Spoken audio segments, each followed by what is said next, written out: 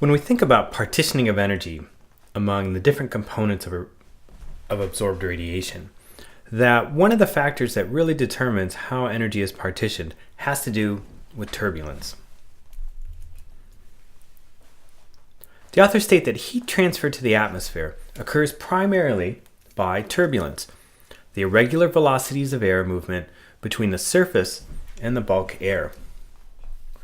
So again, we're thinking about energy that's been absorbed and how heat or this energy is transferred from the ecosystem to the atmosphere, and the central role that turbulence plays in determining how well that energy is transferred.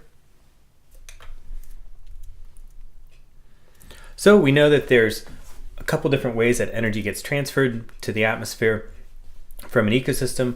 When shortwave radiation comes down, it gets absorbed, and once it's absorbed, it can go into sensible heat flux, which is the heating of the air directly above the surface, or into latent heat flux, which is the evaporation of water into the atmosphere. Now, of those two components, it depends on which ecosystem you're in for whether you have more sensible heat flux or latent heat flux. But one of the things that magnifies or makes more efficient the transfer of that energy is going to be turbulence, those irregular movements of air.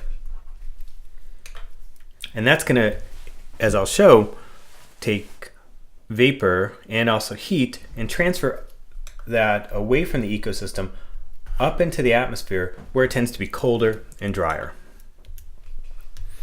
So turbulence is defined as irregular velocities of air movement between the surface and the bulk air. Sometimes it's hard to picture what we mean by turbulence, but in this case we have a wind farm out at sea and we've got winds that are blowing here, and you can see that it's a relatively smooth surface, but once it hits something that's rough, such as the blades of the turbine, that causes turbulence and those air parcels to start to move in irregular patterns. And this is essentially one of the processes that we're going to think about for turbulence when we have winds that are moving across a rough surface, and then they go from moving in a relatively straight flat line to an irregular pattern. So there are two types of turbulence that we're going to try and think about here. The first is convective turbulence. And convective turbulence is essentially conduction or diffusion of sensible heat over really small distances from the surface to the near surface air.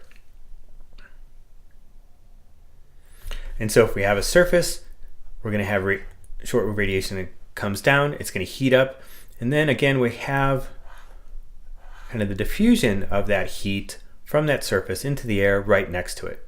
And what that causes is air to expand in that area, become more buoyant, and then start to rise up. And that's convective turbulence. Now, secondly, we have mechanical turbulence. And where we get mechanical turbulence is when you have horizontally moving air that hits an uneven surface and slows down. And once it slows down, it starts to become turbulent. So for example, if you have a smooth surface and air moving across, it's going to move relatively smoothly. But once it hits a rough surface, it's going to slow down and it's going to go up and down and up and then spiral a little bit. Then some of it's going to come back down here. And it's not going to follow the pattern of the surface that well. So some of these parcels that start to move up are going to continue to move up, and that's going to cause other air to come down, for example. And that's turbulent mechanical turbulence. Now, when we quantify the amount of mechanical turbulence that exists in ecosystems or is created, we really think about what's called the roughness of an ecosystem. And something like a grassland or a flat body of water is aerodynamically pretty smooth and not rough at all. Forests, on the other hand, especially uneven age forests, are going to be considered relatively rough because air moving across it slows down and moves in a nonlinear fashion. And that's the roughness that we talk about. When we have a rough surface with a lot of mechanical turbulence, there's said to be high coupling of the ecosystem in the atmosphere. And that makes for a relatively efficient exchange of energy between the ecosystem and the atmosphere. So again, if you have a relatively rough surface like this, you're going to get a lot of mechanical turbulence that's coming off of there.